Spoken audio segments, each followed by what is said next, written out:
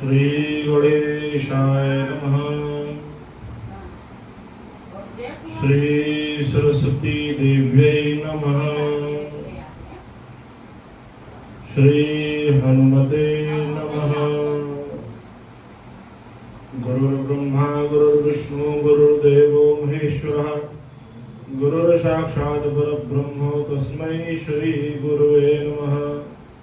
अखंडमंडलाकारं व्याप्तं येन चराचरं तत्पदं दर्शितं येन तस्मै श्री गुरुवे नमः। रामाय रामभद्राय रामचंद्राय वेदसे रघुनाथाय नाथाय सीताय पतये नमः। सच्चिदानंद रूपाय विश्वोत्पत्त्यादिहेतवे तापत्रय विनाशाय श्रीकृष्णाय वयं नमः। मनोजवं मारुततुल्यवेगं जितेन्द्रियं बुद्धिमतां वरिष्ठं वातात्मजं वानरयूथमुख्यं श्रीरामदूतं शरणं प्रपद्ये।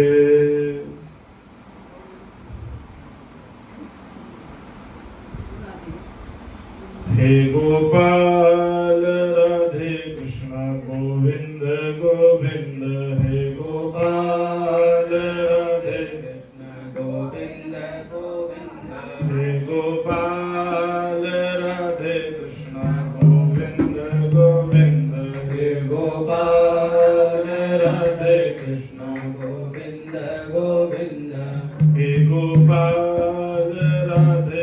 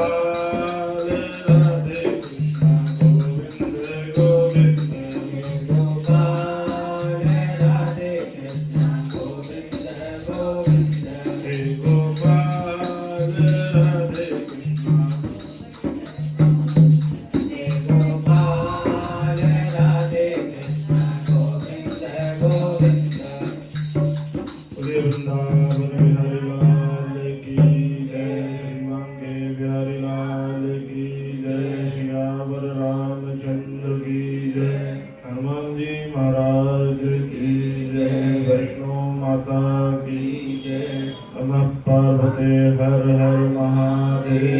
जय जय श्री राधे श्याम।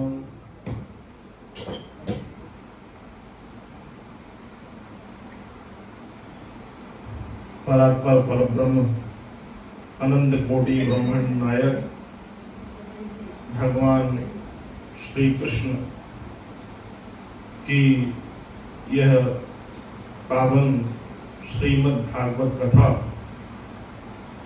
आज द्वितीय दिवस में हम सब इस पावन पुरुषोत्तम मास में श्रवण कर रहे हैं। ये हमारे बड़े पुण्य हैं जो हमें इस पुरुषोत्तम मास में श्रावण मास में यह कथा सुनने का सौभाग्य प्राप्त हो रहा है। कल हम सभी ने भागवन का महात्म्य क्या है इसको श्रवण किया, साथ ही साथ धुंधकारी की मुक्ति किस प्रकार हुई, कैसे पापी से पापी व्यक्ति भी श्रीमद् भागवत कथा को श्रवण करने के बाद मरने के बाद प्रेत योनि से मुक्त होकर सीधे वैकुंठ धाम को जाता है। ऐसा कल हमने कथा में श्रवण किया। इसके बाद प्रथम स्कंद में हम प्रवेश करते हैं। प्रथम स्कंद में भगवान श्री कृष्ण की स्तुति की गई है। इसमें भगवान को सत्यम परम धीमहि ऐसा बताया गया। जब वेद व्यास जी ने भागवत की रचना कर ली, उसके बाद सर्वप्रथम वे श्रीहरि नारायण प्रभु के पास अपनी इस रचना को दिखाने के लिए गए। तब भगवान ने पूछा, इस ग्रंथ का नाम क्या रखा है? तब व्यास जी ने कहा कि भागवत इसका नाम रखा है। इसका अर्थ होता है भगवता प्रोक्तम, अर्थात भगवान का कहा हुआ। इसमें भगवान श्री कृष्ण की लीलाओं का वर्णन है। उन्होंने कैसे बड़े से बड़े पापियों का उद्धार किया, कैसे अपने जीवन काल में महाभारत जैसा सबसे बड़ा धर्म युद्ध पांडवों के पक्ष में कराया। सिर्फ अपनी युक्ति के कारण भगवान श्री कृष्ण ने इस तरह से आपने जो अपने जीवन में लीलाएं की हैं, उन सब का सार मैंने इस भागवत में लिखा है।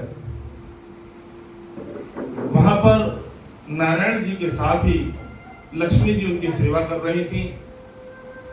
लक्ष्मी जी ने जैसे ही देखा तो बोला, व्यास जी इसमें मेरा नाम तो कहीं नहीं है। तो व्यास जी ने समझाया कि माता जी, व्याकरण में इसको भगवत्या प्रोक्तम भी कह सकते हैं, अर्थात भगवती का कहा हुआ भी कह सकते हैं। तो लक्ष्मी जी ने कहा, नहीं नहीं, मेरा नाम अलग से होना चाहिए। तो वेद व्यास जी ने उसमें श्री मद जोड़ दिया। लक्ष्मी जो है वो श्री को कहते हैं। तो इस भागवत महापुराण का नाम श्रीमद् भागवत रख दिया। बोलिए श्रीमद् महापुराण की जय। इसके बाद व्यास जी ने यह जो रचना की, इसके लिए नैमिषारण्य तीर्थ में सूत जी शौनकादि ऋषियों को इसका श्रवण करा रहे हैं और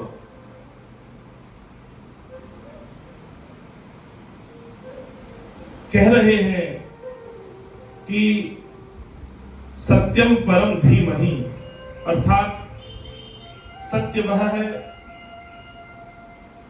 जो भूतकाल में भी था, वर्तमान में भी है और भविष्य में भी रहेगा। भगवान ही ऐसे सत्य हैं जो तीनों काल में विद्यमान रहते हैं और वे ही इस सृष्टि का सृजन, पालन और संहार करते हैं। यह सब कुछ, यह जो संसार है, यह एक सिर्फ मोह माया है। यह मृग मारीचिका की तरह है। जैसे हम लोग देखते हैं, जब बहुत गर्मी रहती है और हम लोग रोड पे जाते हैं या हाईवे वगैरह पे कहीं यात्रा करते हैं, तो जब दूर पर हम दृष्टि डालते हैं तो रोड में ऐसा लगता है कि वहां पानी भरा हुआ है। वो मृग मारीचिका कहलाती है। तो जब हमारी गाड़ी उस स्थान पर पहुंचती है तो वहां सूखा रहता है। तो इसी प्रकार यह जो संसार है, एक मृग मारीचिका की तरह है जो भगवान ने ही इसे बनाया है और हम इसी मृग मारीचिका में फंसकर मोहवश इस संसार से प्रेम करने लगते हैं। तो यहां पर भगवान श्री कृष्ण सत्य के नाम से सूत जी ने उनको संबोधित किया है। ऐसे परम सत्य को हम सब प्रणाम करते हैं। बोलिए वृंदावन बिहारी लाल की जय, कृष्ण कन्हैया लाल की जय। इसके बाद वह व्याख्या करते हैं कि भगवान कृष्ण कभी पृथ्वी पर जन्मते नहीं है, वे प्रकट होते हैं। क्योंकि भगवान अजन्मा है, वे आदि अंत से परे हैं। वे वसुदेव की पत्नी देवकी के गर्भ में प्रकट हुए हैं, उन्होंने जन्म नहीं लिया है, ऐसा वेद व्यास जी व्याख्या कर रहे हैं और कह रहे हैं कि वे ऐसे हैं जिन्होंने जन्म लेते ही अपने मामा के बंदी गृह से निकलकर सीधे मथुरा चले गए।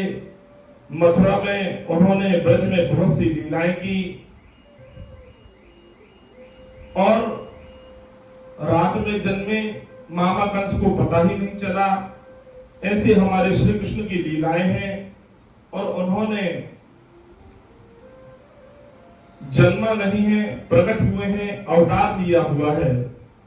और यहाँ पर ब्रजमंडल में उन्होंने बहुत सी लीलाएं की।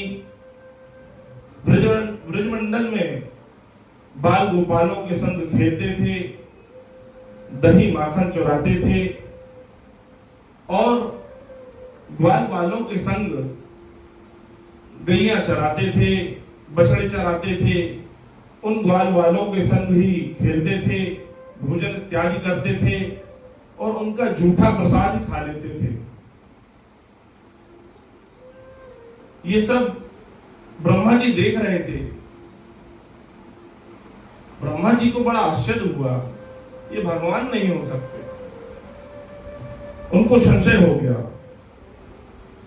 ब्रह्मा जी भी बहुत चकित रह गए कि यह भगवान नारायण का रूप तो नहीं है। ब्रह्मा जी ने परीक्षा लेना चाहा। ब्रह्मा जी ने जब भगवान श्री कृष्ण ग्वाल बालों के संग वन में गाय बछड़े चरा रहे थे, भोजन कर रहे थे और उसी समय उन्होंने सारे गाय बछड़े बैल जितने ग्वाल बाल थे उनको सबको ब्रह्मा जी अपने साथ ले गए। परिणाम यह हुआ, भगवान को जब यह जानकारी लगी कि यह ब्रह्मा का किया हुआ है, तो भगवान ने अपनी भगवत्ता दर्शाने के लिए पूरे 1 साल तक वही के वही ग्वाल बाल, वही के वही गाय बछड़े बैल, यहाँ तक कि जो ग्वाल बाल वस्त्र पहनते थे, वस्त्र तक बनकर 1 साल तक उनके साथ उनके परिवार में रहे। सारे ग्वाल बाल जो थे सब ठाकुर जी के ही स्वरूप में सबके घरों में रहे। ब्रह्मा जी बहुत आश्चर्यचकित हुए।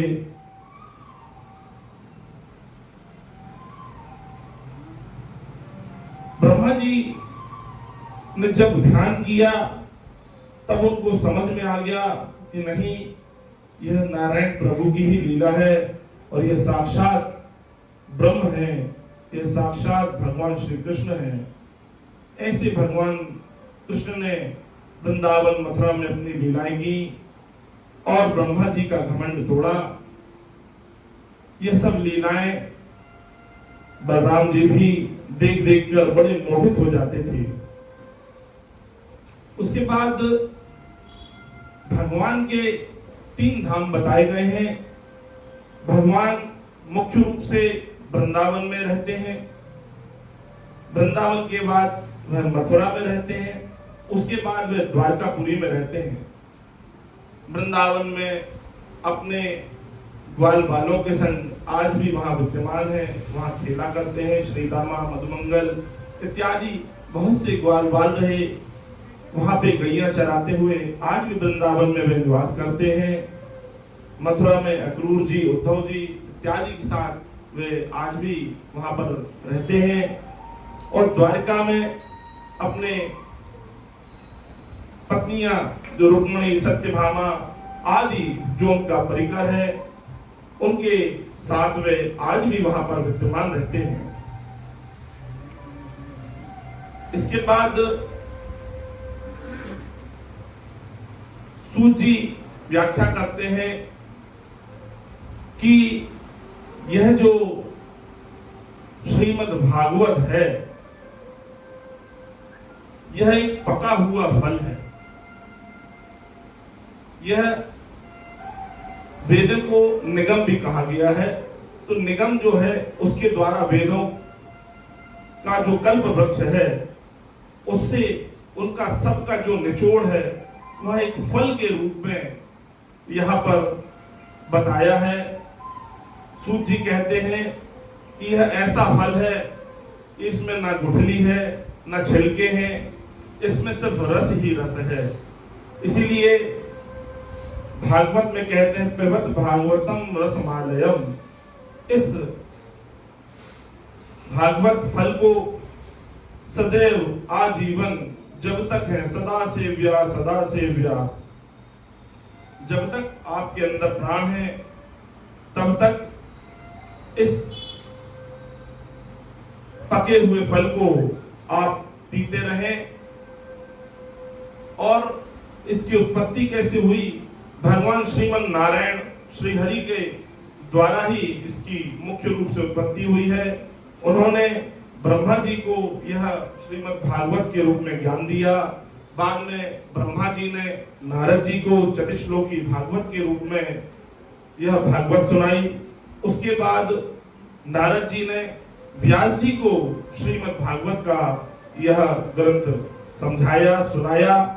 और व्यास जी ने जब कई पुराणों की रचना के बाद संतुष्टि नहीं मिल रही थी, नारद जी के कहने पर ही उन्होंने यह श्रीमद् भागवत कथा का रचना की और अपने प्रिय पुत्र परमहंस सुखदेव को यह श्रीमद् भागवत का पाठ कराया, अध्ययन कराया।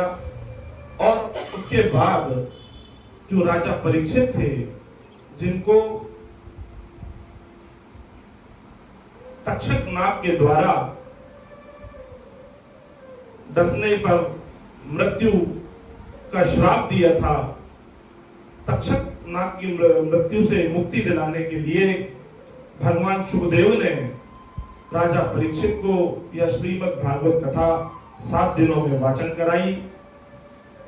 उसके बाद किसी ने पूछा कि महाराज, ये जो आप फल की व्याख्या कर रहे हैं, यह फल आप बोल रहे हैं बड़ा मीठा है, बड़ा मधुर है, इसमें कोई गुठली नहीं है, कोई छिलका नहीं है, इसका कुछ प्रमाण है?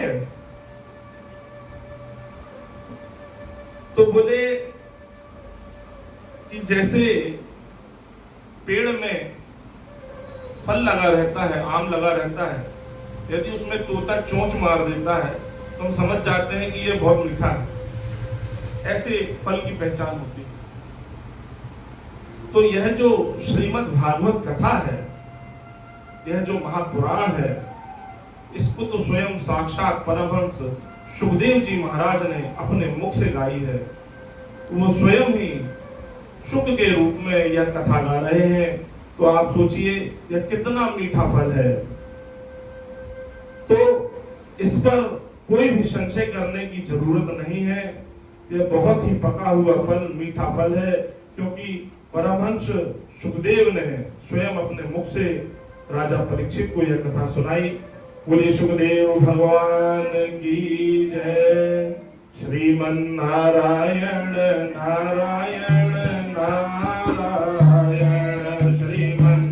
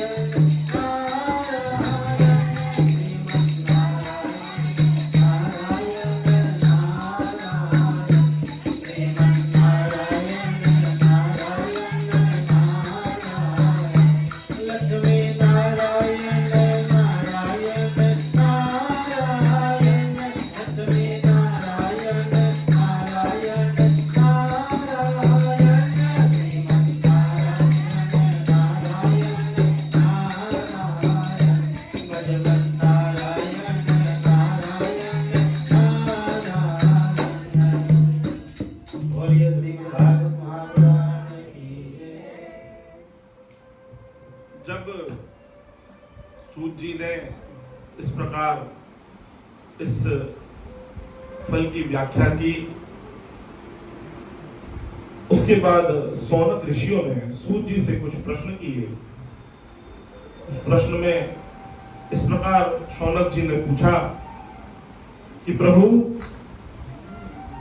प्राणी मात्र का कल्याण कैसे हो? शास्त्र ग्रंथ तो बहुत सारे हैं। कलयुग में व्यक्तियों के पास इतना समय नहीं है कि इतने शास्त्र पुराण ग्रंथ पढ़ सके और उनका अध्ययन कर सके, उनका सेवन कर सके, उनका अर्थ समझ सके। तो उनका कल्याण कैसे होगा? और भगवान धरती पर अवतार क्यों लेते हैं? क्योंकि जब वे स्वयं ही सृजन करता है, पालन करता है, संहार करता है, तो संकल्प मात्र से ही दुष्टों का नाश कर सकते हैं। उन्होंने अवतार क्यों लिए? और यदि उन्होंने अवतार लिए हैं तो कितने अवतार लिए हैं? जीवन का परम लक्ष्य क्या होना चाहिए? और जब भगवान अवतार लेकर अपनी लीला समाप्त कर देते हैं और परम धाम को चले जाते हैं, तो धर्म किसकी शरण में जाता है? इस प्रकार शौनक ऋषियों ने सूत जी से प्रश्न किए। सूत जी बड़े प्रसन्न हुए। सूत जी बोले कि आपने सर्व प्राणियों के हित की बात पूछी है।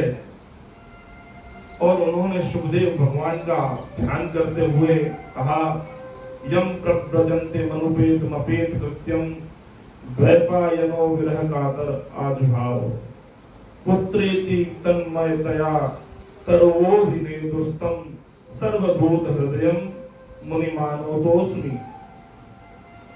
इन 2 श्लोकों में सूत जी ने कहा कि जो जन्म से ही वैरागी रहे हैं और इतना वैराग्य उनके अंदर था कि जब वह मां के गर्भ से बाहर ही नहीं आ रहे थे, तब व्यास जी ने उनसे प्रार्थना की कि आप कृपया कर पृथ्वी पर पधारें। तब सुखदेव जी ने गर्भ से ही ये कहा कि यह जो संसार है यह मोह माया से ग्रसित है। मैं यदि बाहर आऊंगा तो माया मुझे ग्रस लेगी। पहले आप मुझे यह वचन दें कि यदि मैं बाहर आऊं तो यह जो माया है यह मुझे अपने अंदर नहीं लेगी।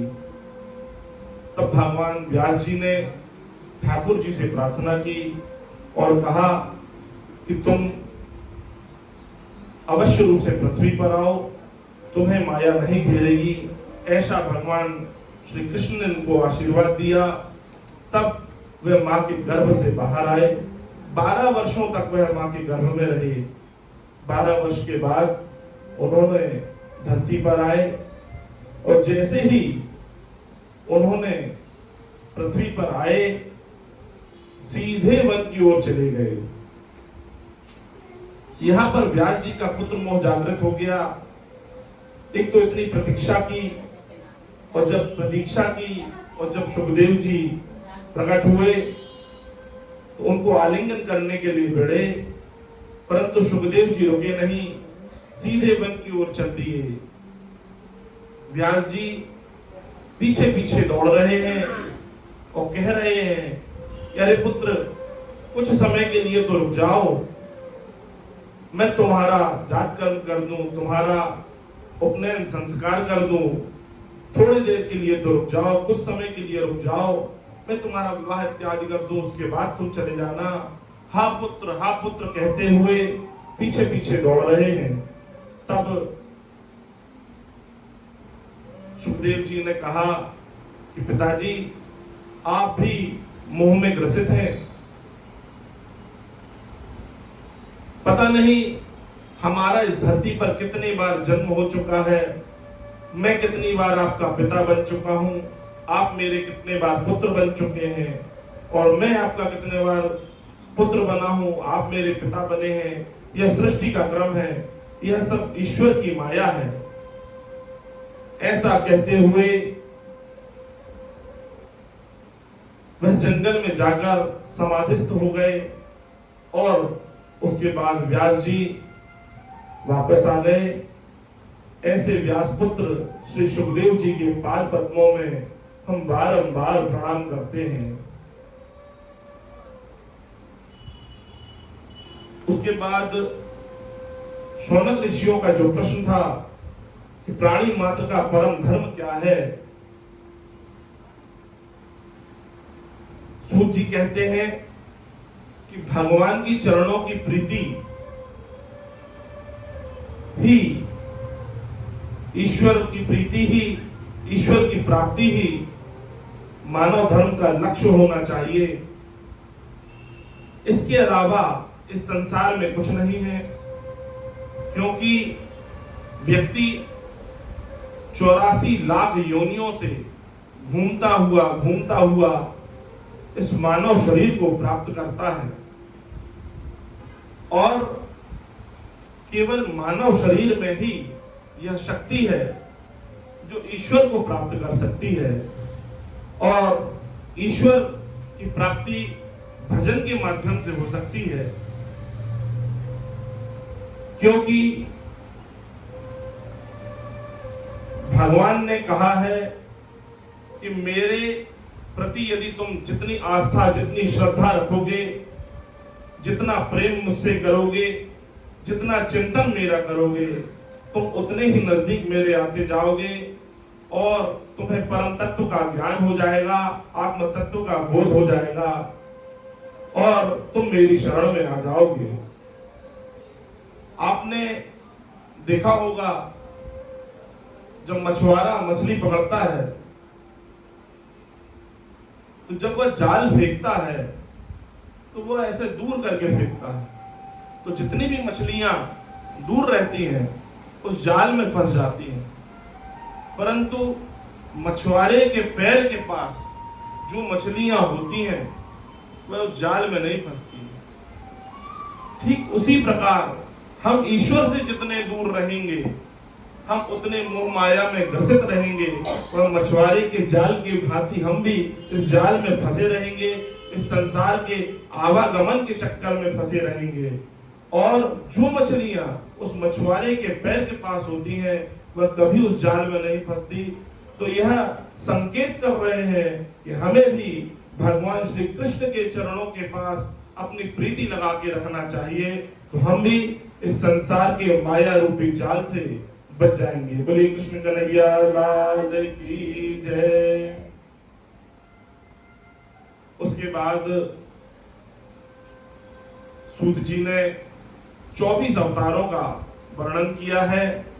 भगवान नारायण ने 24 अवतार जो लिए हैं, पहले सनत कुमार हुए, उसके बाद सनत कुमार वाराह भगवान, नारद अवतार, नर नारायण अवतार, कपिल अवतार, दत्तात्रेय अवतार, 7वां यज्ञ अवतार, 8वां ऋषभ देव जी का अवतार, 9वां पृथु का अवतार, 10वां मत्स्य अवतार, 11वां कच्छप अवतार, 12वां धन्वंतरी अवतार, 13वां मोहिनी अवतार, 14वां नरसिंह अवतार, यह 15वां अवतार वामन अवतार हुआ है, 16वां अवतार परशुराम जी का अवतार हुआ है, 17वां व्यास जी रहे हैं, 18वां रामावतार, 19वां बलराम का अवतार, 20वां श्री कृष्ण का अवतार, 21वां बुद्ध का अवतार, 22वां हंसावतार, 23वां हैग्रीव अवतार, और 24वां कल्कि अवतार। इस तरह यह 24 अवतारों का वर्णन सूत जी ने किया है। इन अवतारों में 22 अवतारों को अंशावतार माना गया है, परंतु दो अवतार को पूर्णावतार माना गया है, भगवान राम और भगवान कृष्ण। ये दोनों ही पूर्ण अवतार के रूप में, नारायण ने पूर्ण अवतार के रूप में ऐसा पृथ्वी पर प्रकट हुए हैं। बोलिए सियावर रामचंद्र की जय, कृष्ण कन्हैया लाल की जय। अब एक भजन सुनाएंगे।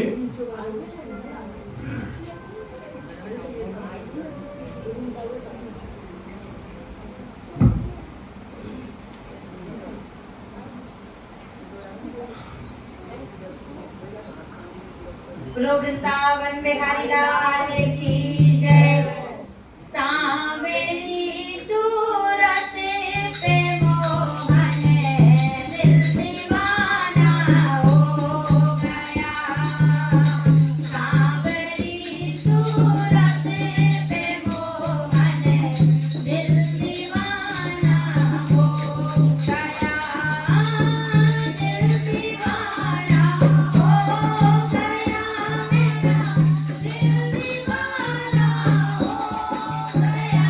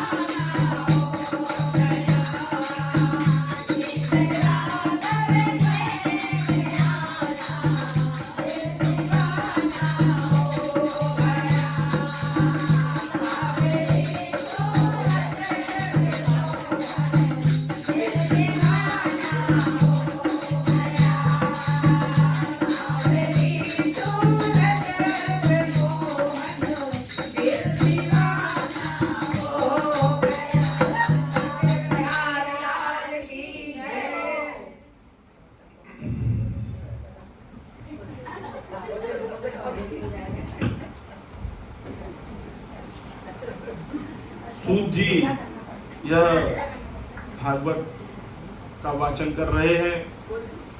इस प्रकार सूत जी ने 24 अवतारों का वर्णन किया और बताया कि बड़े भाग मानुष तन पावा, सुर दुर्लभ सब ग्रंथ ही गावा। यह जो मानव शरीर है, इसके माध्यम से ही भजन हो सकता है, कीर्तन हो सकता है और परम तत्व की प्राप्ति हो सकती है। उसके बाद शौनकादि ऋषियों ने सूत जी से पुनः प्रश्न किया कि हे प्रभु, हे महाराज, आप जिस भागवत का हमें रसपान करा रहे हैं, यह बड़ी मधुर कथा है और हम ये जानना चाहते हैं कि इसकी भागवत की रचना कब हुई, किसने की, कहाँ हुई, क्यों हुई। सूत जी कहते हैं कि हे ऋषियों, जिस समय द्वापर का अंत होने वाला था, श्री कृष्ण द्वैपायन व्यास जी का प्राकट्य हुआ। उन्होंने अपनी त्रिकाल दृष्टि से भविष्य पर डाली और उन्होंने देखा कि कलयुग में किसी के पास भी भगवान की भक्ति का समय नहीं रहेगा, ना ही कोई मंदिर जाएगा, ना ही कोई पूजन पाठ करेगा। कुछ बिरले लोग ही इस भगवान की पूजन करेंगे और जो वेद प्रकट हुआ है वह पहले एक वेद के रूप में प्रकट हुआ था। व्यास जी जब उस वेद का अध्ययन किया तो वह इतना बड़ा था कि उनको लगा कि आने वाले समय में इतने बड़े ग्रंथ का अध्ययन, इतना क्लिष्ट यह जो अध्ययन है, यह कोई नहीं कर सकता, बहुत विरले लोग ही पढ़ पाएंगे। इसलिए उन्होंने वेद के 4 भाग किए, जो आप सब जानते हैं, ऋग्वेद, अथर्ववेद, यजुर्वेद और सामवेद। क्योंकि व्यास जी के मन में यह संकल्प था कि किसी भी तरह हो प्राणियों का मन भगवान के चरणों में लगे, भक्ति में लगे और उनको इस भाव सागर से मुक्ति मिले। यह जो बार बार उनका जन्मना मरना, इससे उनकी मुक्ति हो, इसके लिए उन्होंने वेद के 4 भाग किए। परंतु वे 4 भाग भी इतने बड़े थे तो वे संतुष्ट नहीं हुए। उन्होंने उसके बाद महाभारत जैसा 5वां वेद भी लिख डाला। उसके बाद भी उनको संतुष्टि प्राप्त नहीं हुई। उसके बाद उन्होंने 17 पुराणों की रचना की, 6 शास्त्रों की रचना की, उपनिषदों की रचना की, परंतु उनको असंतोष बना रहा और इतनी सब रचना करने के बाद भी वह विचार कर रहे थे कि यह सब मैंने जो रचनाएं की हैं, कलयुग में तो किसी व्यक्ति के पास इतना समय नहीं है कि वह इसको पढ़े और ईश्वर की प्राप्ति करे, भगवत भक्ति करे। इसी चिंतातुर होकर अपने आश्रम में विचाराधीन थे। उसी समय उनको आवाज आई कि नारद जी श्रीमन नारायण नारायण नारायण श्रीमन नारायण श्रीमन नारायण नारायण नारायण। नारायण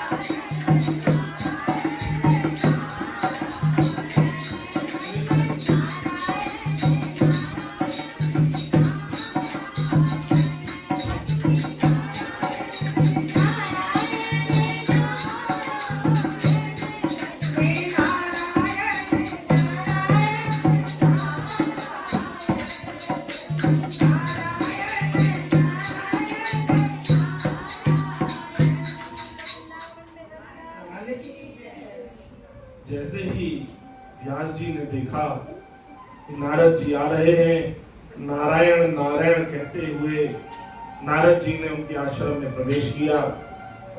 व्यास जी तुरंत खड़े हुए, उन्होंने उनको यथास्थान बिठलवाया, उनका पाद प्रक्षालन किया, आदि अर्घ तिलक वंदन किया। बोला प्रभु मेरे भाग्य खुल गए, आज आप यहाँ पधारे हैं। नारद जी ने कहा हे पाराशर नंदन, व्यास जी पाराशर जी के पुत्र हैं, हे पाराशर नंदन, आपके चेहरे पे ये चिंता की लकीरें क्यों दिख रही हैं? व्यास जी ने कहा कि हे प्रभु, मैंने वेद के 4 भाग कर दिए, 6 शास्त्र बना दिए, 17 पुराणों की रचना कर दी, बहुत से उपनिषद लिख दिए, परंतु मुझे असंतोष है, क्योंकि मैं अपनी त्रिकाल दृष्टि से देख रहा हूं कि भविष्य में कलयुग में बहुत पाप रहेगा, लोग कष्टों से घिरे रहेंगे, उनके पास भगवत भक्ति का कोई साधन नहीं बचेगा, वे अपनी ही समस्याओं से जूझते रहेंगे और किसी का कल्याण नहीं होगा। परंतु मैं चाहता हूं कि प्रत्येक जीव का कल्याण हो, उन्हें सद्गति प्राप्त हो और ईश्वर के चरणों में उनका मन लगे। इसीलिए मैंने इतनी सारी रचनाएं कर दी, परंतु मुझे अभी भी संतोष नहीं हो रहा कि मैं क्या करूं, मैं ऐसा कौन सा ग्रंथ लिखूं, ऐसी कौन सी रचना करूं जिससे जीव मात्र का कल्याण हो सके। नारद मुनि बोले, हे पाराशर नंदन व्यास जी, आपने जो रचनाएं की हैं वह ठीक है, उत्तम है, श्रेष्ठ है, परंतु ये विद्वान लोगों के समझ में आ जाएगी, परंतु जो एक सामान्य जीव है उसके लिए यह बड़ा कठिन विषय है। और आपको असंतोष इसलिए भी है क्योंकि आपने अभी तक श्रीमन नारायण श्री हरि विष्णु की लीलाओं का वर्णन नहीं किया है। आप सर्वप्रथम भगवान श्री कृष्ण की लीलाओं का वर्णन करें। आप श्रीमद् भागवत कथा का रचना करें। आप देखेंगे कि आपको स्वयं को संतुष्टि हो जाएगी जब आप भगवान श्री कृष्ण के चरित्र का, लीलाओं का वर्णन करेंगे। इसके लिए मैं आपको एक अपनी स्वयं की कथा सुनाता हूं कि भगवान श्री हरि विष्णु किस तरह कृपा करते हैं। पूर्व जन्म में मैं एक दासी का पुत्र था। मेरी माँ घरों में काम करती, साधु संतों की सेवा करती, महात्माओं की सेवा करती, दूसरों के घरों से जो मिल जाता उसी से हम दोनों अपना जीवन यापन करते थे। फिर एक बार चातुर्मास प्रारंभ हुआ, तो चातुर्मास में जो संत महात्मा होते हैं वह एक स्थान पर ठहर जाते हैं, क्योंकि चातुर्मास जो है वह बरसात के समय लगता है और पहले के समय में ऐसे साधन नहीं थे, क्योंकि बीच में नदी आ जाती थी, नाले आ जाते थे, बाढ़ आ जाती थी। तो यह जो चातुर्मास का समय साधु संतों ने रखा है उसके 2 उद्देश्य हो जाते थे। एक तो वह एक जगह स्थिर होके अपने अध्ययन को और बढ़ाते थे, भगवत भक्ति को और बढ़ाते थे, और उनको प्राकृतिक विपदाओं का भी सामना नहीं करना पड़ता था। परंतु आजकल तो चातुर्मास होते हैं क्योंकि आजकल इतने साधन हो गए हैं कि आदमी हवाई जहाज से उड़ के, ट्रेन से चल के, अपनी गाड़ियों के माध्यम से चले जाते हैं। परंतु पहले जो चातुर्मास होते थे उसमें सिद्ध संत, ऋषि, महात्मा, मुनि एक स्थान पर ठहर जाते थे। तो जब चातुर्मास प्रारंभ हुआ तो हमारे यहाँ पर महात्माओं का डेरा लगा। 4 महीने तक वे महात्मा हमारे यहाँ थे। मैंने और मेरी माँ ने बहुत सेवा की, उनको रोज प्रसाद देना, उनका पूरा कार्य करना, सेवा करना। जो भक्ति भाव से भगवान की सेवा होती है, वैसे ही हमने उनको नारायण का स्वरूप मानकर बहुत सेवा की। मेरी माँ ने भी उनकी बहुत सेवा की और हम रोज उनके प्रवचन सुनते।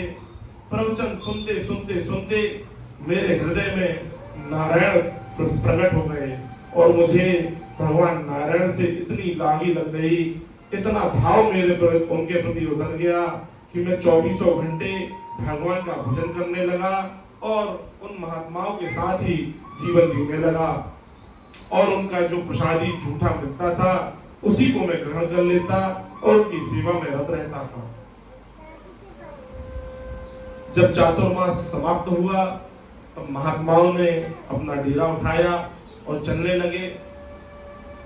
मैं भी उनके पीछे पीछे जाने लगा। तो उन महात्माओं ने मुझसे पूछा कि बेटा तुम तो अभी बहुत छोटे हो, तुम कहाँ जा रहे हो? बोले नहीं, मैं भी आपके साथ भक्ति करूंगा, मैं भी आपके साथ ही चलूंगा। तो उन महात्माओं ने कहा कि बेटा अभी तुम्हारी आयु बहुत छोटी है, तुम हम लोगों के साथ ऐसा जीवन नहीं जी सकते, आप घर लौट जाओ। उन्होंने जिद पकड़ ली। साधु महात्मा बोले एक काम करो, अपनी माँ से पूछ लो, अगर तुम्हारी माँ तुम्हें आज्ञा दे दे तो तुम हमारे साथ चलो। दौड़ के अपनी माँ के पास गए कि माँ मैं महात्माओं के साथ जाना चाहता हूँ। माँ बहुत घबरा गई कि अरे ये अभी से बाबा बनने वाला है, आजकल की महिलाओं को पता चले कि उनका बेटा बाबा बनने वाला तो बहुत टेंशन हो जाएगी। ये चाहते हैं ना कि डॉक्टर बन जाए, इंजीनियर बन जाए, वैसे ही उनकी माँ को बड़ी टेंशन हो गई, ये बाबा बैरागी बन जाएगा, मेरे वंश का क्या होगा, मेरा वंश कैसे चलेगा। उनको वंश की चिंता जल्दी हो जाती है, इसकी शादी जल्दी हो जाए। उन्होंने मना कर दिया। तो नारद जी बड़े दुखित हो गए, पुनः महात्माओं के पास पहुंचे, बोले महाराज जी माता जी ने तो मना कर दिया। उन्होंने मुझे 12 मंत्र दिया, ओम नमो भगवते वासुदेवाय। बोले बेटा तुम इसका जाप करते रहना, जब तुम्हारी माता जी पधार जाए तब तो हमारे साथ चले चलना। नारद जी को संतोष हुआ। आकर उन्होंने इस 12 मंत्र का जब प्रारंभ कर दिया, दिन रात 24 घंटे बस इसी मंत्र को जपते रहते और नारायण की सेवा करते हुए, नारायण का भजन करते हुए अपना जीवन यापन करने लगे। परंतु वह यह भी साथ साथ देखते जा रहे थे कि मेरी माता जी कब पधारे और मैं कब उन महात्माओं के पास जाऊं। आप सोचिए छोटे से बालक के हृदय में कैसा भाव जागृत हो गया। भगवान की कृपा है, ये भगवान की कृपा होने पर ही ऐसा होता है कि वो अपनी माँ को सोच रहा है कि ये जब पधारे हो मैं तत्काल भगवान के चरणों की तरफ दौड़ पड़ूं। ऐसा नारद जी के हृदय में यह कामना उठी। एक दिन उनकी माँ सायंकाल के समय गोदोहन को जा रही थी, परंतु अंधेरे में उनको दिखाई नहीं दिया। रास्ते में ही एक सांप मिला, सांप के ऊपर उनकी माँ का पैर पड़ गया और सांप ने उन्हें डस लिया और उनकी माँ की मृत्यु हो गई। जैसे ही मृत्यु हुई, लोगों ने आके बताया कि बेटा तुम्हारी माँ मृत्यु लोक चली गई है, मर गई है और उसका स्वर्गवास हो गया है। तो मैंने ऊपरी तौर पे तो बहुत रोया, अंदर ही अंदर इतनी खुशी मनाई कि चलो मुझे महात्माओं के पास जाने मिलेगा। उसके बाद उन्होंने अपनी माँ का अंतिम संस्कार किया और सीधे उत्तर दिशा की ओर निकल पड़े और वह मंत्र का जाप करते करते, भगवान नारायण को याद करते करते जा रहे हैं और एक वृक्ष के नीचे समाधि लगाकर बैठ गए। समाधि लगाकर बैठे ही थे और उस श्री हरि विष्णु का ध्यान कर रहे थे, उस मंत्र का जाप कर रहे थे। इतने में ही भगवान श्री हरि विष्णु ने उनको एक झलक दिखाई। जैसे ही उनके हृदय में वह प्रकाश लगा उनकी आंखों से आंसू की धारा बह गई। नारद जी इतने प्रसन्न हो गए और आंसू गिरते जा रहे थे, परंतु एकदम से वह जो प्रकाश था वह ओझल हो गया। जैसे ही वह प्रकाश ओझल हुआ, उनके नेत्र खुल गए और जोर जोर से चिल्लाने लगे, प्रभु आपने ये जो दर्शन दिए सिर्फ मुझे झलक दिखाई है, आपने मुझे दर्शन नहीं दिए। ऐसा कहकर बहुत रोने लगे, बहुत विलाप करने लगे और बार बार प्रभु से प्रार्थना करने लगे कि प्रभु मुझे दर्शन दीजिए, मुझे दर्शन दीजिए। तब आकाशवाणी हुई, अरे वत्स, अभी तुम परिपक्व नहीं हुए हो, अभी तुम्हें और भजन करना है, तुम्हें इस जन्म में मेरे दर्शन नहीं होंगे, तुम्हें अगले जन्म में मैं अवश्य रूप से प्राप्त होऊंगा, तुम अभी भजन करो। ऐसी आकाशवाणी सुनकर वापस नारद जी उस अपने मंत्र को लेकर जपने बैठ गए। फिर एक समय बाद महाप्रलय आया और सृष्टि पूरी जलमग्न हो गई। और जब दोबारा भगवान ने सृष्टि की रचना की तो ब्रह्मा जी के पुत्र के रूप में नारद जी प्रकट हुए। बोले श्रीमन नारायण नारायण नारायण, श्रीमन नारायण।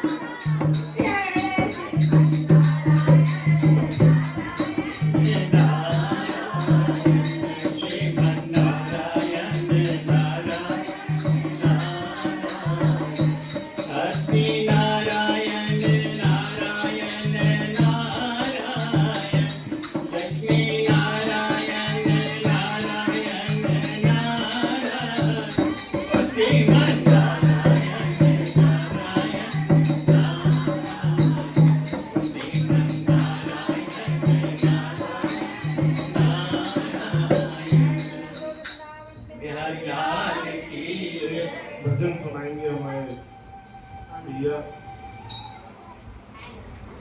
बहुत व्यस्ततम समय में से अपना समय निकालकर ठाकुर जी की सेवा करने आए हैं। श्री कृष्ण गोविंद हरे मुरारी, हे नाथ नारायण वासुदेवा।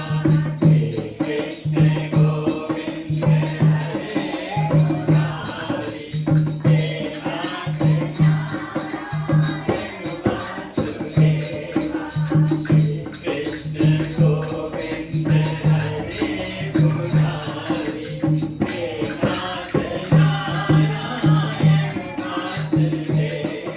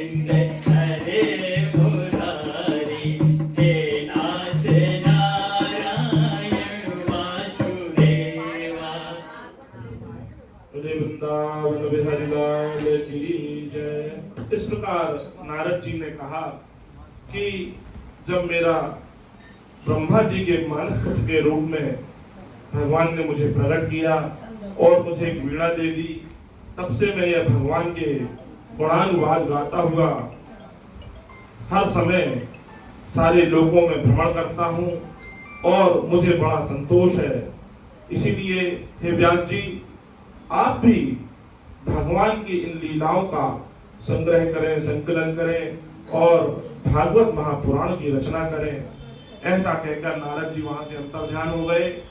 तब व्यास जी ने नारायण को प्रणाम किया और सरस्वती नदी में जाकर स्नान करने के बाद 18,000 श्लोकों के माध्यम से यह श्रीमद् भागवत महापुराण की रचना की। और ये श्रीमद् महाभागवत पुराण की है। अब जब यह रचना हो गई तब व्यास जी ने सोचा यह जो रचना है यह मैं किसे सुनाऊं। उन्होंने कहा कि परम रसिक परमहंस ऐसा कौन है।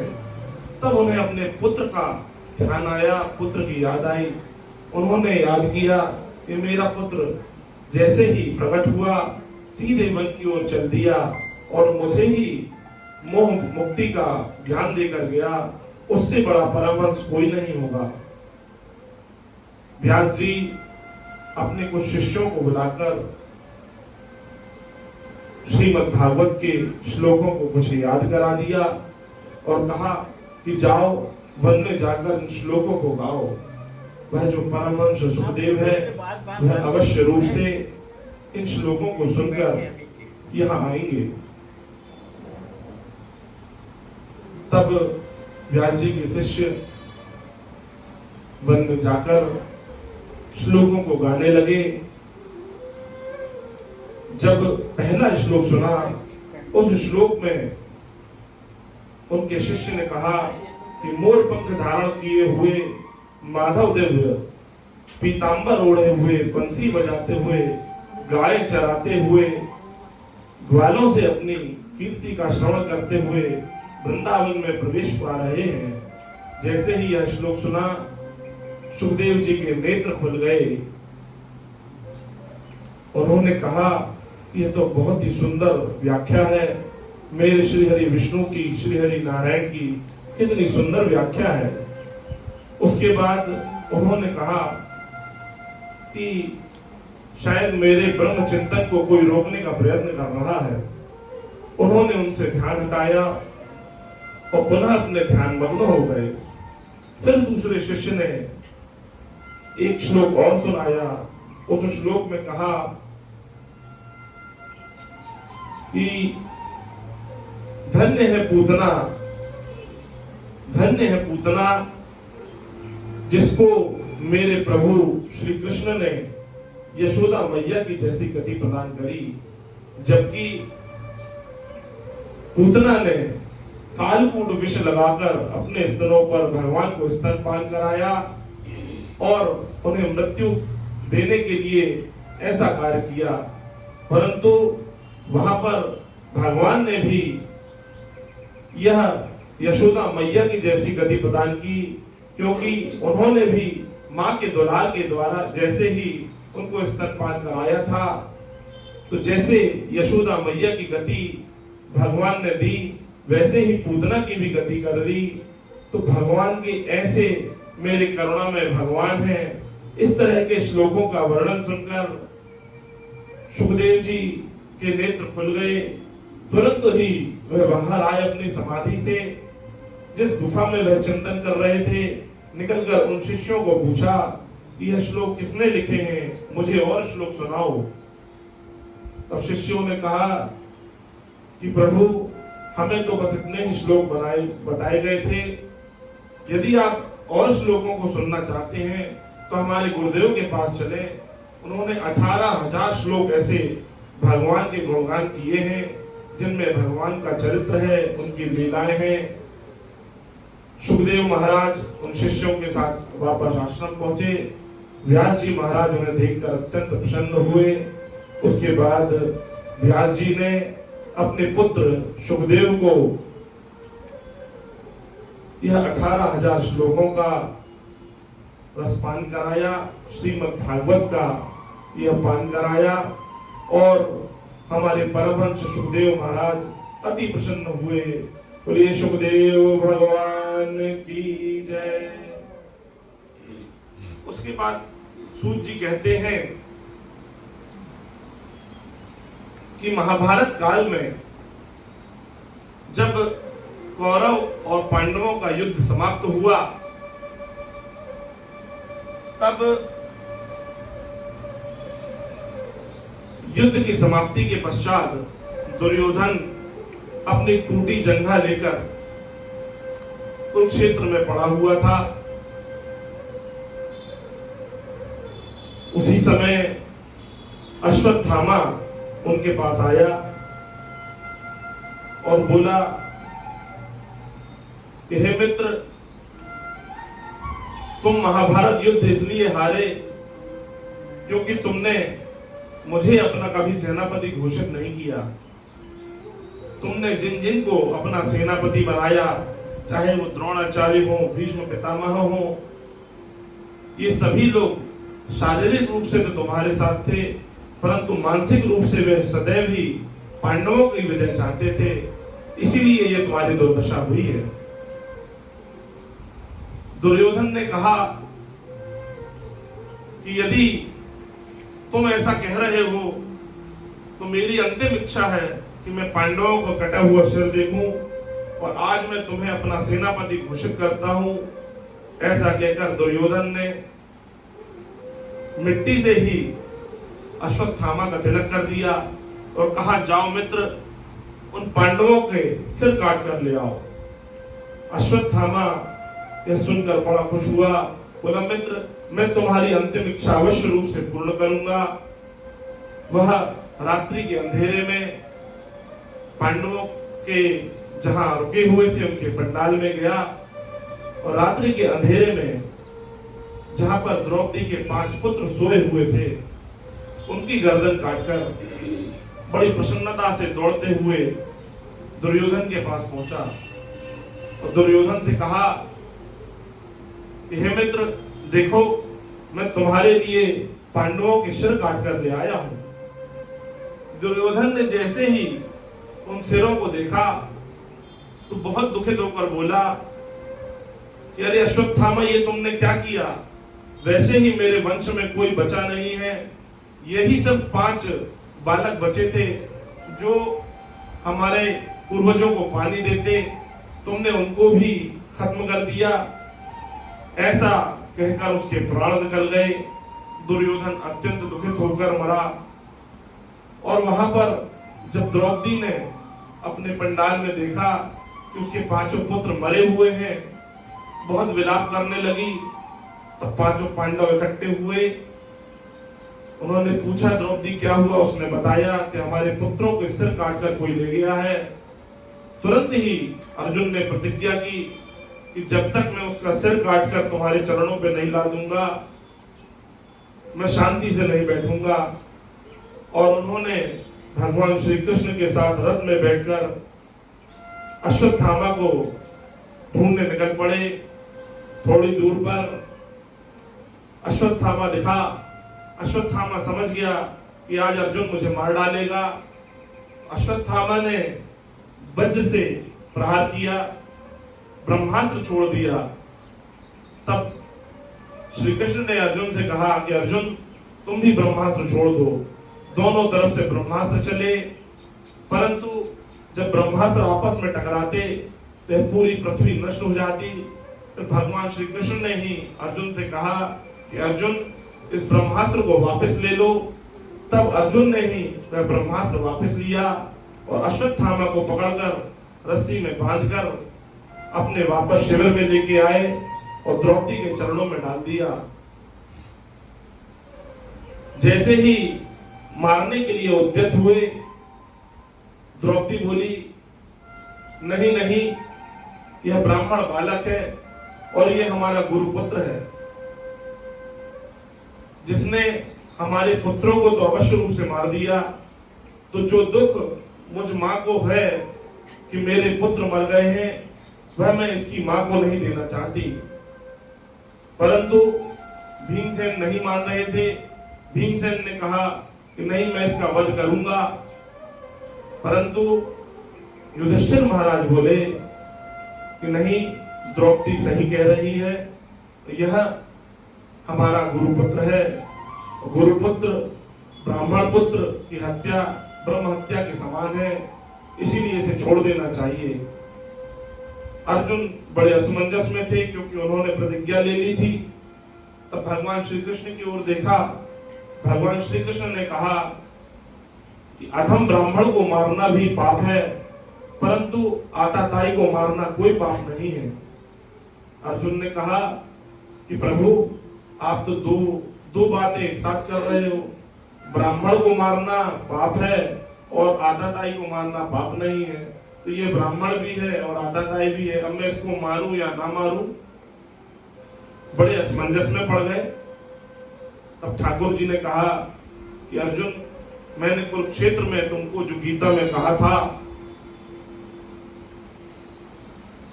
कि सम्मानी पुरुष जो होता है, यदि उसका सम्मान छिन जाए तो वह मरे के समान होता है। जो भी व्यक्ति बहुत सम्मान से अपना जीवन जीता है, उसकी बड़ी इज्जत होती है। समाज में लोग उसे बड़ी श्रद्धा और इज्जत के साथ देखते हैं। यदि उसकी इज्जत गिर जाए तो वह अपने आप को मरे के समान मान लेता है, वह मृत्यु तुल्य कष्ट समझता है।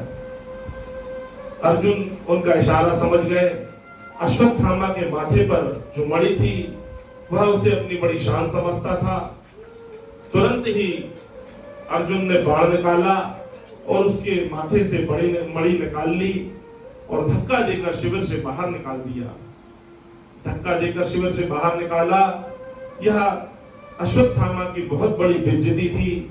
अश्वत्थामा बड़े क्रोध में जा रहा था, परंतु वह क्रोध शांत नहीं होने के कारण उसने सोचा कि इन्होंने मेरी बहुत बेइज्जती की है और मैं इनके वंश का नाश कर दूंगा।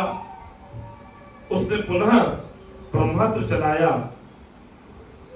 वहां पर भगवान श्री कृष्ण द्वारका के लिए प्रस्थान करने के लिए जैसे ही रथ पर चढ़ने लगे, उसी समय अभिमन्यु की पत्नी उत्तरा दौड़ती हुई आई, भगवान श्री कृष्ण के चरणों पर लेट गई।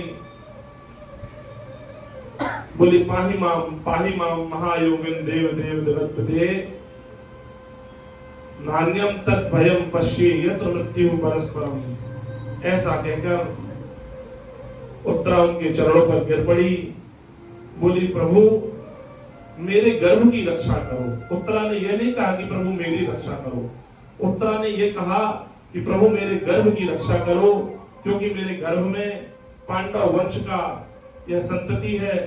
यदि यह समाप्त हो जाएगा, क्योंकि अश्वत्थामा ने ब्रह्मास्त्र छोड़ा है। जैसे ही भगवान श्री कृष्ण ने देखा कि ब्रह्मास्त्र उत्तरा की ओर बढ़ रहा है, भगवान ने अंगुष्ठ के बराबर रूप धारण करके उत्तरा के गर्भ में प्रवेश हो गए। सुदर्शन चक्र बनकर उसके चारों तरफ गर्भ में घूमने लगे। जैसे ही ब्रह्मास्त्र आया और भगवान श्री कृष्ण के दर्शन करके वापस लौट गए। बोलिए वृंदावन बिहारी लाल की जय। इस तरह श्री ठाकुर जी ने उत्तरा के गर्भ की रक्षा की। उसके बाद जैसे ही द्वारका के लिए प्रस्थान करने के लिए उद्यत हुए, तब कुंती बुआ आ गई। कुंती बुआ ने कहा, हे दीनानाथ, आप रुक जाइए। तब भगवान ने कहा, अरे बुआ, आप मेरे चरण क्यों पकड़ रही हैं? आप तो मेरी बुआ हैं। कुंती माता ने कहा कि प्रभु, ये रिश्ते नाते तो आप मोहवश बनाते हैं, परंतु सत्य में आप तो जगदीश्वर हैं, परमेश्वर हैं, परमपिता आप परमेश्वर हैं। आप साक्षात ब्रह्म स्वरूप नारायण हैं, मैं आपको पहचानती हूँ। आप यदि यहाँ से चले जाएंगे तो हम सब कैसे आपके बिना रह पाएंगे। तब श्री कृष्ण बोले, नहीं बुआ, जाना अति आवश्यक है, क्योंकि द्वारका में भी हमारा परिकर हमारा इंतजार कर रहा है। तब कुंती बुआ बोली कि प्रभु कृपया करके एक विनती है, आप हमें कष्ट दीजिए, दुख दीजिए। भगवान कृष्ण ने कहा कि अरे सब लोग मुझसे सुख चाहते हैं, तुम दुख मांग रही हो, ऐसा क्यों? बोले प्रभु, सुख में कोई भी व्यक्ति आपको याद नहीं करता, बहुत विरले लोग ही होते हैं जो सुख में भगवान को याद करते हैं। परंतु जैसे ही दुख आता है, दुख जैसे ही आता है, तो सबसे पहले मुंह से निकलता है, भगवान हमारी रक्षा करो, हे भगवान हमारा ये कार्य कर दो, हम बड़े कष्ट में हैं। इसलिए प्रभु आपकी याद कभी ना भूले, इसीलिए मैं आपसे दुख मांग रही हूं। कृपया करके मुझे दुख ही वरदान के रूप में दीजिए। परंतु आप कुछ समय के लिए और यहाँ रुक जाइए। ठाकुर जी ने उनकी विनती स्वीकार की, कुछ समय के लिए और रुक गए। उसके बाद ठाकुर जी ने युधिष्ठिर से 3 राजसूय यज्ञ करवाए और पांडवों का साम्राज्य पूरी पृथ्वी पर हो गया। परंतु एक दिन युधिष्ठिर बड़े चिंतित बैठे हुए थे। उसी समय भगवान श्री कृष्ण आए। श्री कृष्ण ने कहा, युधिष्ठिर बड़े भैया, आपको क्या शोक है? तब उन्होंने कहा कि प्रभु, मेरा साम्राज्य तो इतना बड़ा है, मैं सब चीजों से संपन्न हूं, परंतु युद्ध में जो सैनिक मारे गए हैं, उनके छोटे छोटे बालक हैं, उनकी विधवा महिलाएं हैं, उनको देखकर मुझे बड़ा क्षोभ होता है। तब भगवान श्री कृष्ण युधिष्ठिर को भीष्म के पास ले गए।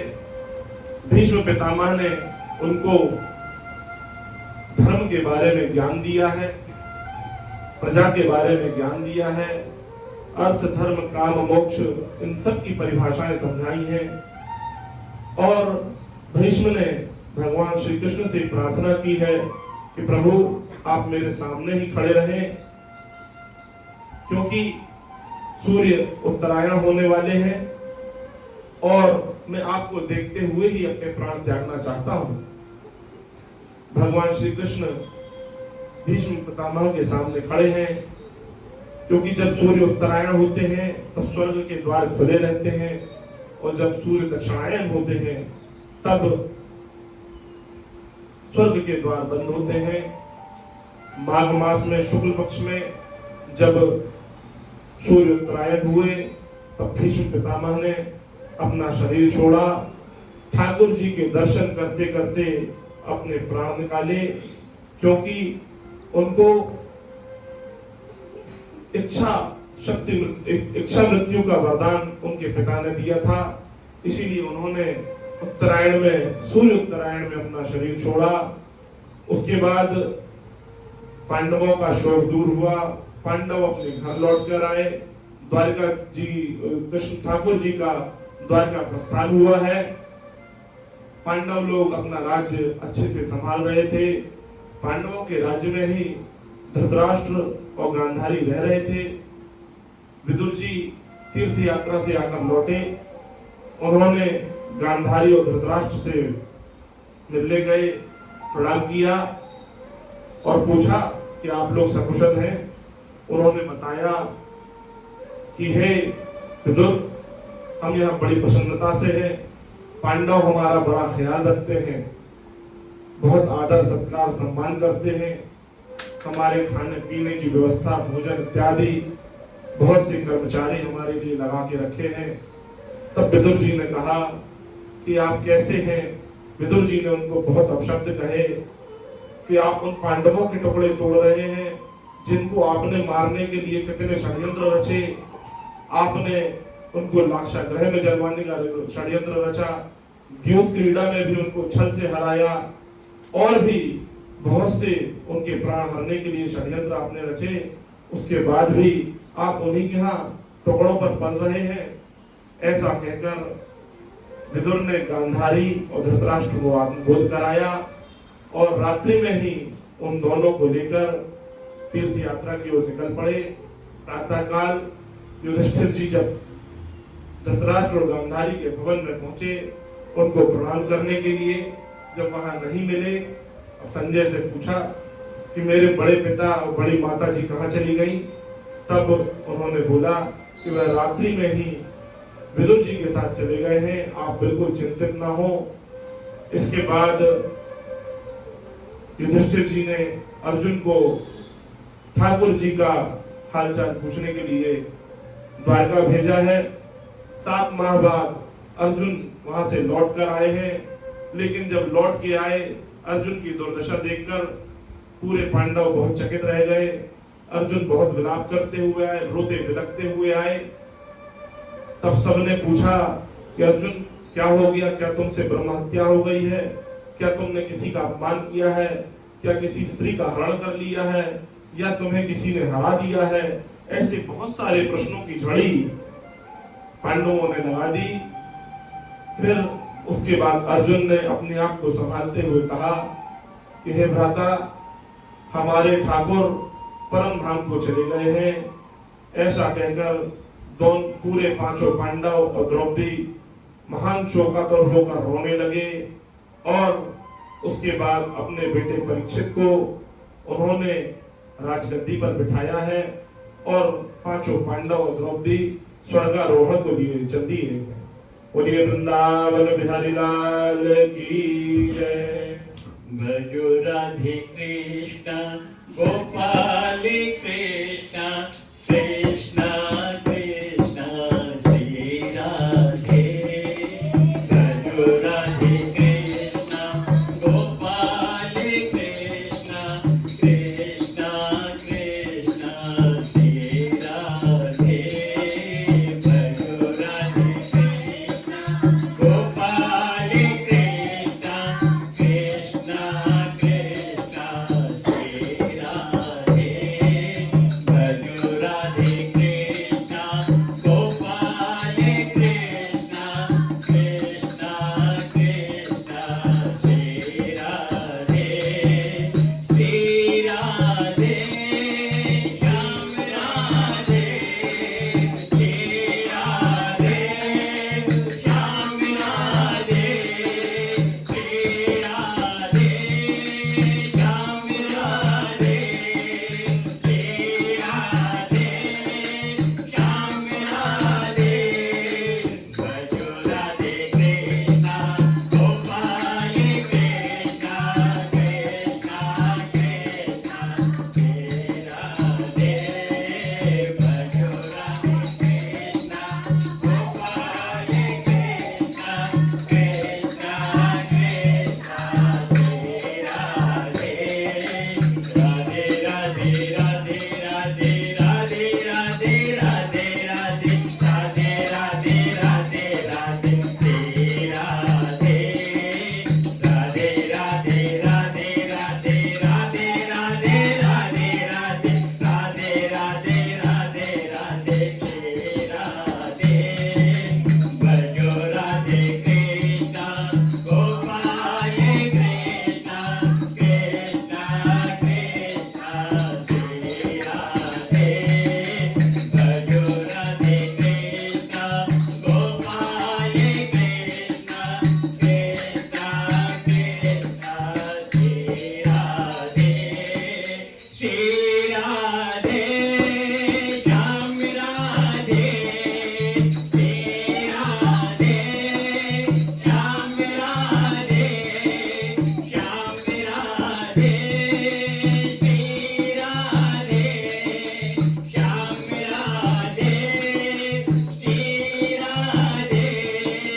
भजो राधे कृष्ण गोपाल कृष्ण कृष्ण कृष्ण श्री राधे। राधे राधे राधे राधे राधे राधे राधे राधे राधे राधे राधे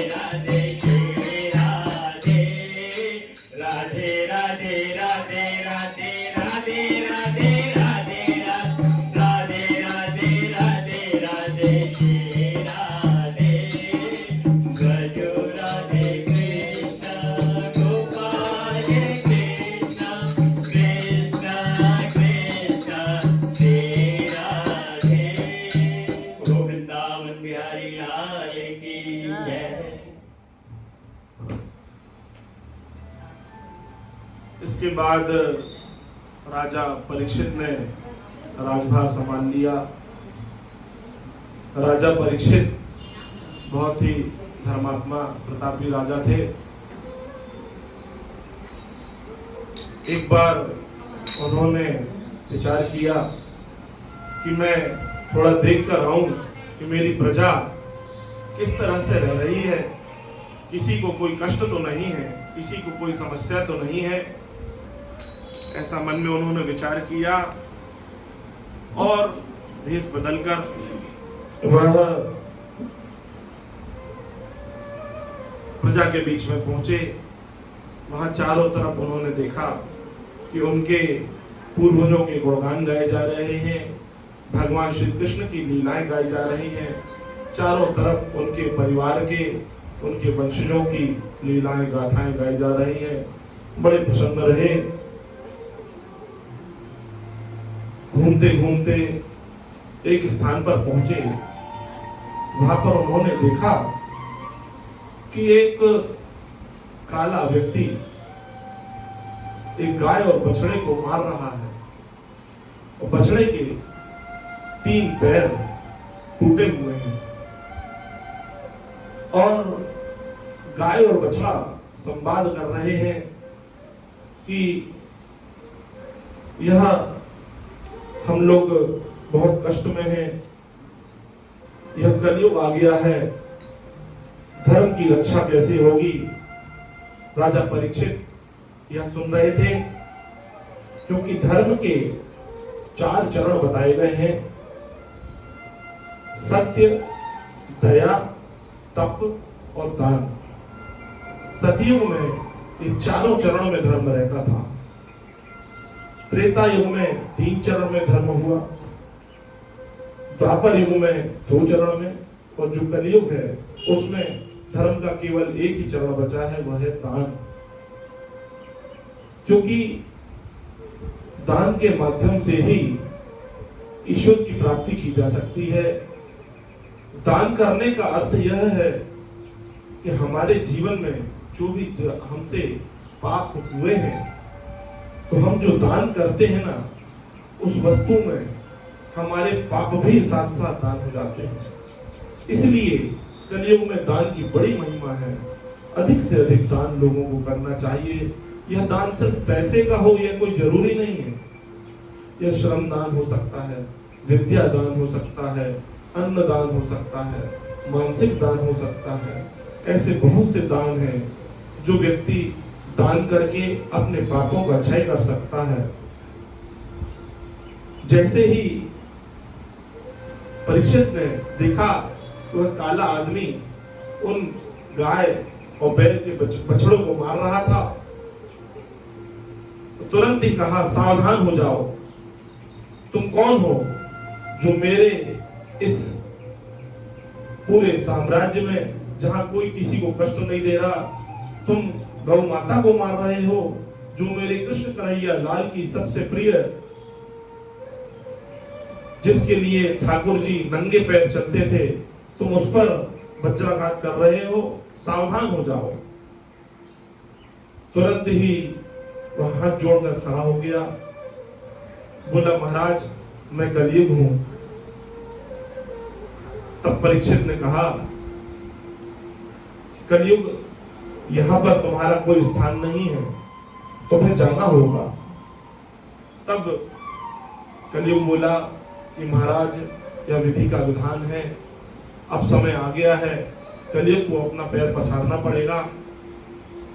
तब परीक्षित ने कहा कि ठीक है, परंतु तुम्हारी विशेषता क्या है। तब उन्होंने बोला कि मेरी विशेषता यह है कि सतयुग में, त्रेता युग में और द्वापर युग में भगवत प्राप्ति के लिए हजारों हजारों वर्ष लोगों को तपस्या करनी पड़ती थी। करोड़ों करोड़ों वर्ष तक लोग कठिन से कठिन तप करते थे। प्रचंड गर्मी में, प्रचंड आग में, ठंडे जल में, अलग अलग तरीकों से हठ योग करते हुए ईश्वर की प्राप्ति के लिए हजारों वर्ष तक तपस्या करते थे। तब भी उनको प्रभु प्राप्त हो जाए, इस बात की कोई गारंटी नहीं होती थी। परंतु कलयुग में एक ये विशेष लक्षण भगवान ने दिया है कि यदि आप भजन करोगे तो भजन के माध्यम से आप अपने पुराने पापों को भी काटेंगे और ईश्वर की प्राप्ति होगी। यह गुण परीक्षित जी को बड़ा पसंद आया। बोले ठीक है, तुम रह सकते हो। तो बोले प्रभु लेकिन मुझे कुछ स्थान तो दीजिए रहने के लिए। तो बोले ठीक है, आपको हम 4 स्थान दे देते हैं। पहला स्थान दिया है उन्होंने जुआ, जहां पर जुआ द्यूत होता है, वहां पर कलयुग का वास माना गया है। मदिरालय, जहां पर मदिरा का पान होता है, जहां शराब वगैरह होती है।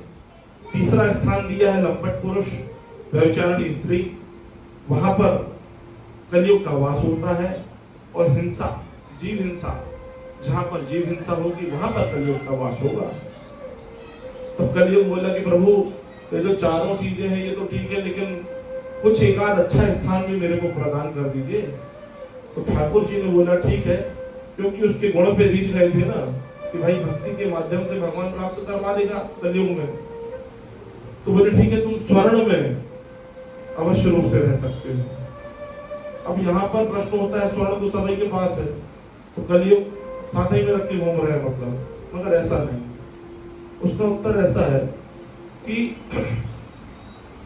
जो चोरी से, लूट से, असभ्यता से, धोखे से कमाया गया जो स्वर्ण है उसमें कलयुग का वास रहेगा।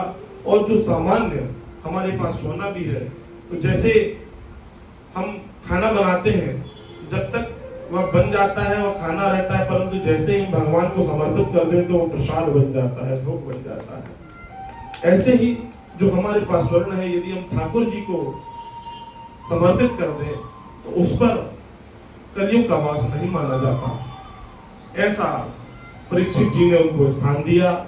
उसके बाद लौटकर अपने घर आ गए, अपने महल आए।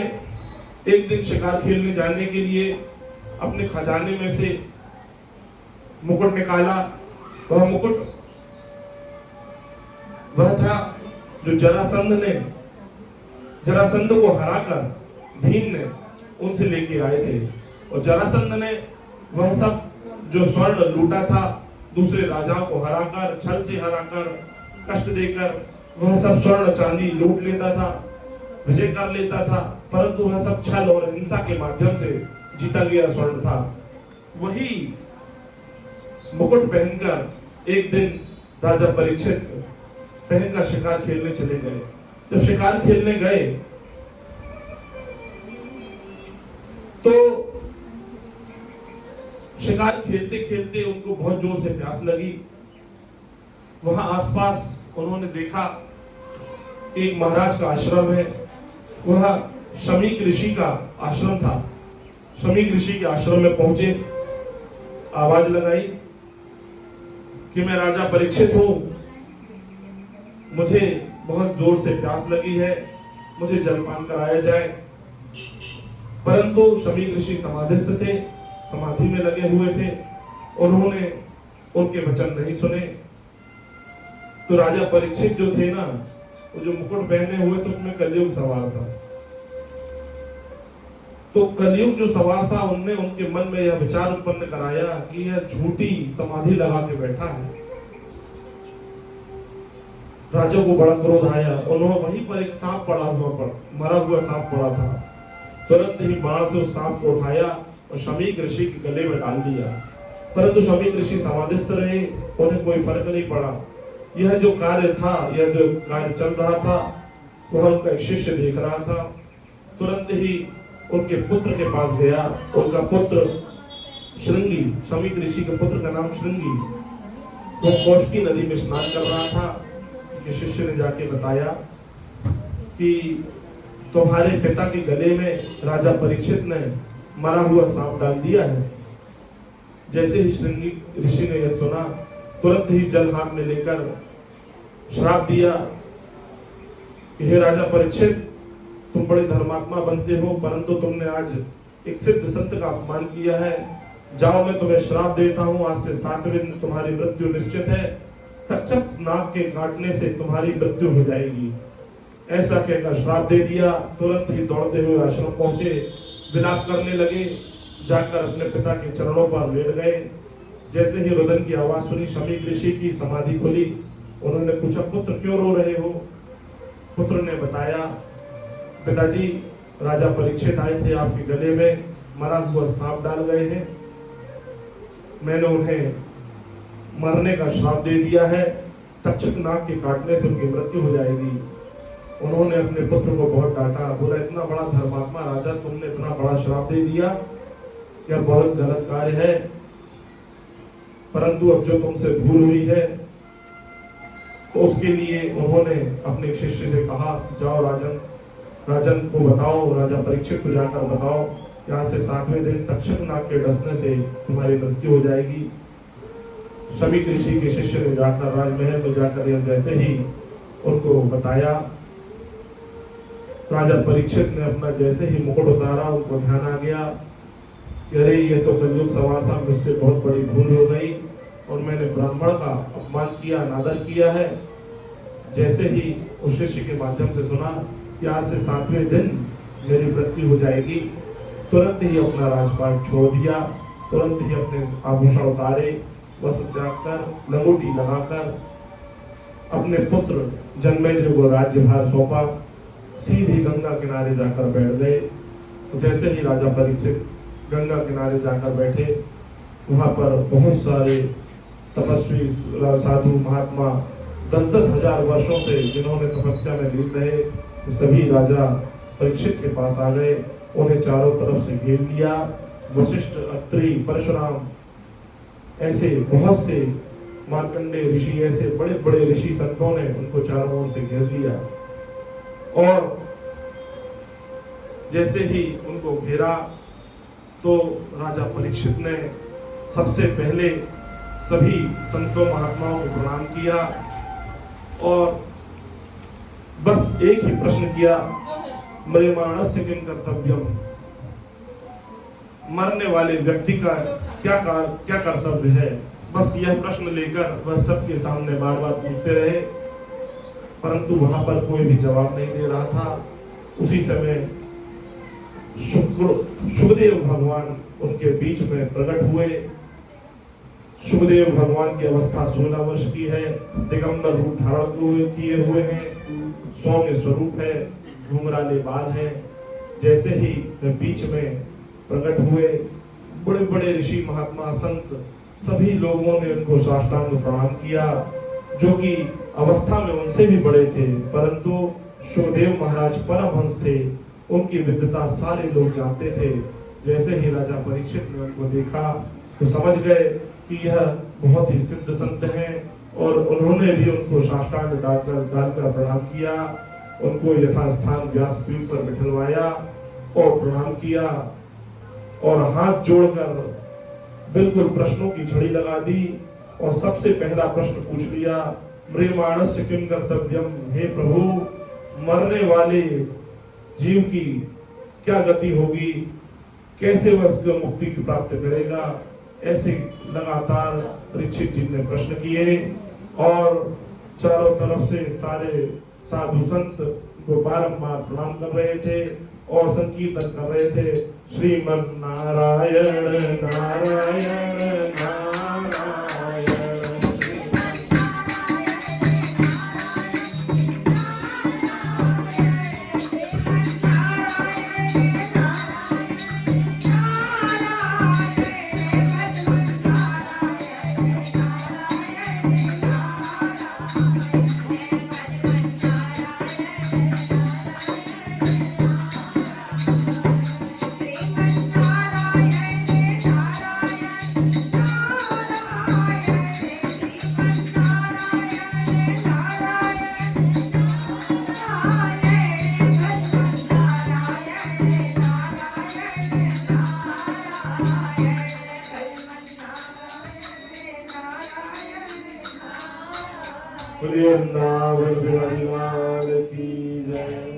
अब यहाँ पर राजा परीक्षित विराजमान है, सामने व्यासपीठ पर सुखदेव भगवान बैठे हैं और राजा परीक्षित ने बहुत से प्रश्न किए हैं। आगे की कथा का विस्तार हम कल तीसरे दिन में करेंगे। आप सभी लोग पधारें और भी लोगों को लेके आए। और श्रीमद् भागवत कथा का रसपान करें और ठाकुर जी की कृपा प्राप्त करें। बोलिए वृंदावन बिहारी लाल की जय।